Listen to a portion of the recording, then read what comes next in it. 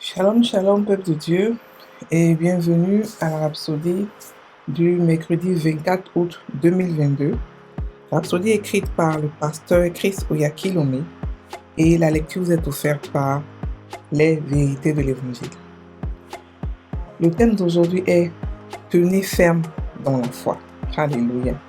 Et le verset de 2 Corinthiens 10, verset 4, qui nous dit « Car les armes avec lesquelles nous combattons ne sont pas charnelles, mais elles sont puissantes par la vertu de Dieu pour renverser des forteresses. » Alléluia. Le pasteur Christ dit, en tant que chrétien, vous devez regarder les choses du point de vue spirituel. En particulier, lorsque vous faites face à des circonstances qui posent de sérieux défis à votre foi. Êtes-vous face à une situation de santé et vous avez fait tout ce que vous saviez et pourtant le pronostic n'est pas encourageant? Ou dans vos finances, vous avez appliqué toutes les stratégies que vous connaissez, mais votre situation semble s'aggraver et vous vous demandez ce que vous ferez ensuite. Dans ces moments-là, soyez fort dans la foi. Vous devez réaliser qu'il y a un adversaire qui fait tout pour s'opposer à l'évangile et essaie d'entraver votre efficacité dans les choses de Dieu. Éphésiens 6, verset 10 nous dit « Fortifiez-vous dans le Seigneur, et par sa force toute puissante, revêtez-vous de toutes les armes de Dieu, afin de pouvoir tenir ferme contre les ruses du diable. » Fin du verset. Les ruses du diable se réfèrent aux stratégies du diable. L'apôtre Paul ici veut que vous sachiez qu'il y a un ennemi qui est à l'affût, complotant une stratégie contre vous et l'Église. Mais pour contrer cet ennemi, il vous dit de revêtir toute l'armure de Dieu. Pourquoi? Parce que il sait que si vous ne mettez pas toute l'armure de Dieu, vous ne pouvez pas faire face à l'adversaire. Le 12e verset du même chapitre dit « Car nous n'avons pas à lutter contre la chair et le sang, mais contre les dominations, contre les autorités, contre les princes de ce monde de ténèbres, contre les esprits méchants dans les lieux célestes. » Éphésiens 6, verset 12. Alléluia. Ce que vous devez réaliser à propos de cette lutte, c'est qu'il ne s'agit pas juste d'un affront comme dans un combat physique. C'est plutôt l'adversaire qui essaie de vous faire dévier du droit chemin par la tromperie. Mais avec la parole dans votre bouche et dans votre cœur, vous triomphez toujours contre l'ennemi.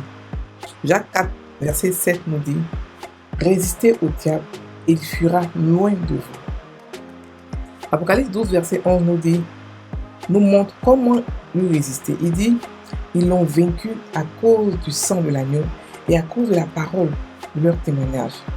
Ils n'ont pas aimé leur vie jusqu'à craindre la mort. » Fin du verset. Peu importe ce que l'ennemi vous jette dessus, tenez bon dans la foi et utilisez le nom tout-puissant de Jésus pour neutraliser. Alléluia. Fin de la rhapsodie. Aujourd'hui, le pasteur nous parle de la foi. Il nous parle plutôt de tenir ferme dans la foi. Il nous parle du combat de la foi. Le combat de la foi. Il nous explique que les armes que nous avons ne sont pas charnelles, mais elles sont spirituelles. Pour renverser quoi? Des forteresses. Dans le verset d'ouverture, nous dit que les armes avec lesquelles nous combattons ne sont pas charnelles, mais elles sont puissantes par la vertu de Dieu pour renverser des forteresses. Alléluia. Lorsqu'on parle de forteresse dans la Bible, on parle de mentalité, la manière de penser. Donc la manière de penser est encore plus forte et plus puissante qu'un démon. Parce qu'elle permet au démon de s'asseoir et nous faire croire que c'est le démon qui a provoqué cela, alors que c'est la manière de penser qui a provoqué la venue du démon. Alléluia. Les forteresses, c'est quoi? C'est une manière de penser, de réagir. C'est tout ce qui a formé votre vie, qui fait qu'aujourd'hui vous êtes comme cela, qui a créé en vous des forteresses. Ça peut être des traumatismes, ça peut être des choses difficiles qui ont fait que vous pensez d'une manière et vous ne voulez pas changer cette manière de penser. Vous ne voulez pas la changer. Vous êtes fixé là-dessus. Et cela, pour pouvoir changer quelqu'un qui a une forteresse, c'est compliqué. C'est difficile. C'est pour ça qu'il dit que c'est seulement les armes de Dieu, Les armes spirituelles qui peuvent casser, qui peuvent briser les forteresses. Alléluia. Et le pasteur dit qu'en tant que chrétien, nous devons comprendre qu'il nous faut ne pas nous décourager. Et que Dieu, le paquet d'amour que Dieu nous a donné, il n'y a pas de souffrance là-dessus. La Bible dit qu'aucun habitant de Sion ne dira « je suis malade ». Ça veut dire quoi? Que la maladie n'a pas de pouvoir sur nous. Mais lorsque nous disons « je suis malade », nous établissons la maladie dans notre corps. Nous la rendons, nous la cimentons pour dire « je suis d'accord, je suis malade ». Et nos confessions doivent être en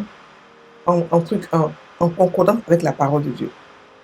Donc, il explique que s'il y a des situations de santé, de finances et tout ça, il ne faudrait pas qu'on se décourage.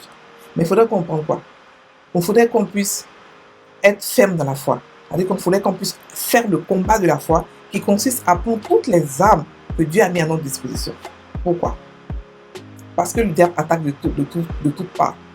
Il faut révertir toute la mue que Dieu a mis à notre disposition pour pouvoir lutter contre le diable.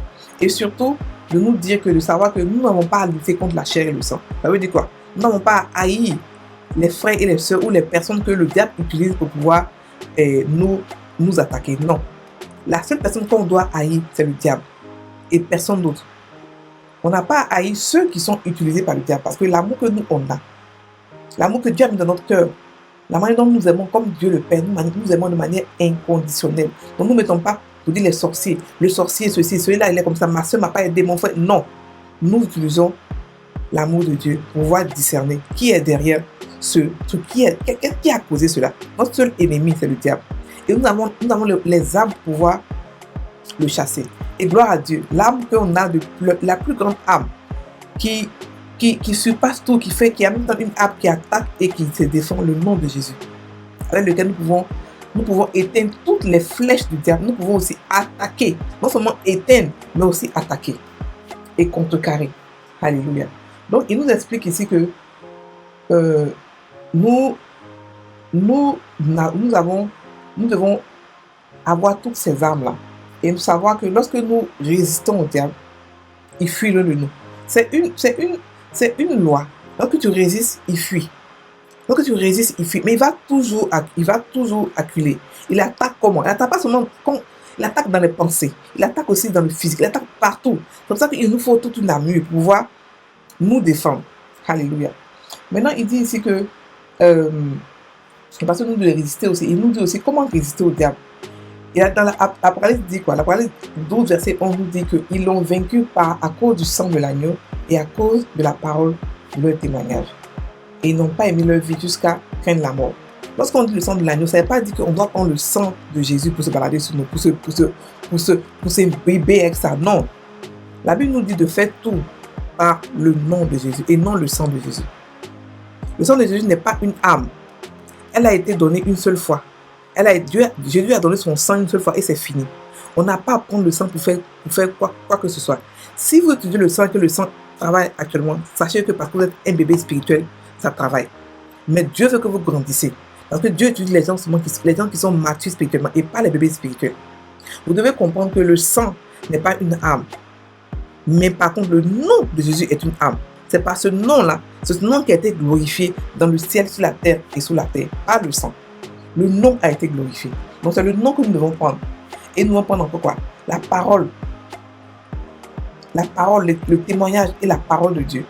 On combat aussi par nos témoignages. Parce qu'un miracle peut se faire.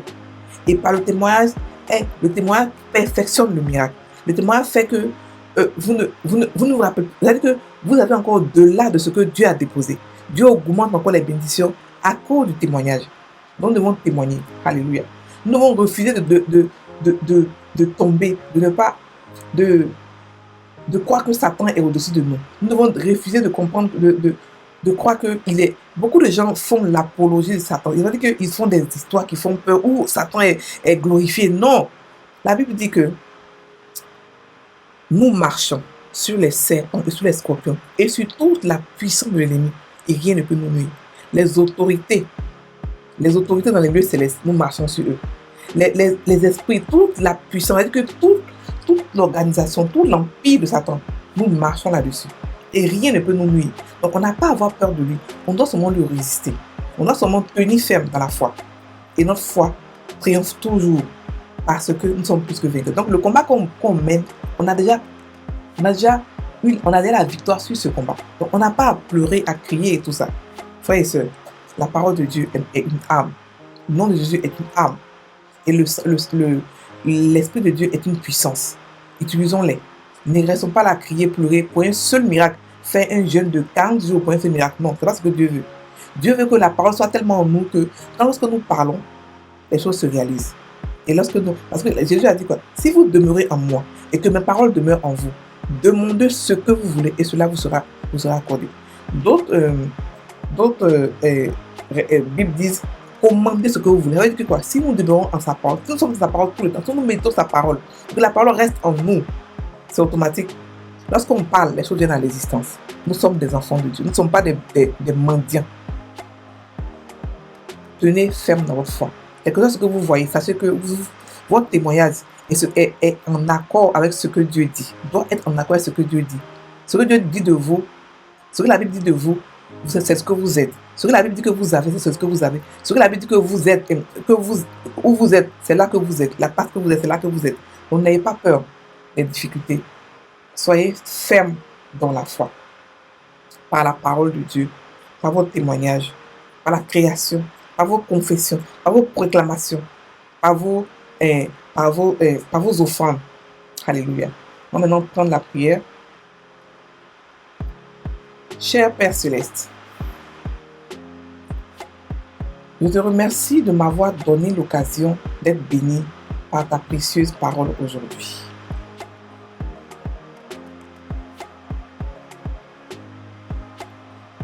Je ne suis pas ignorant des dispositifs de Satan.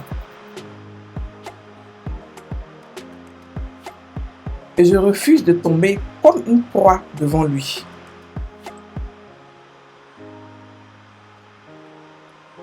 Je déclare que Satan et toutes ses cohortes de l'enfer sont sous mes pieds. Au nom puissant de Jésus. Amen. Frères et sœurs en Christ, passez une très bonne journée. Sachez que nous avons la victoire. Alléluia.